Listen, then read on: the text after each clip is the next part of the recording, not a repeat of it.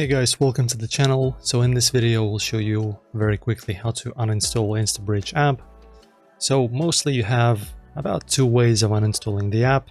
For some people it's somehow unavailable to uninstall. In my case everything's fine. Hopefully this will help you out. So guys, the first method is of course to uninstall through the actual Play Store, which is our home place for downloading apps and games and books and stuff like that. So you just go to your apps, you will see my screen on the phone right now.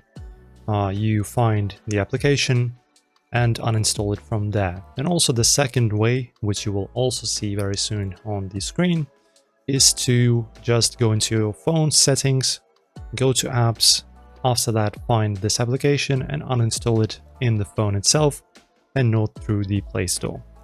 So easily like this you can remove this app. Yeah, lots of frustration on the internet about how to use and even remove this application. So hopefully this video helps you, and guys, don't forget to support us. It really helps us. Press thumbs up on the video and subscribe. Also leave a comment if you have any thoughts or comments, and I will see you in the next one, my friends.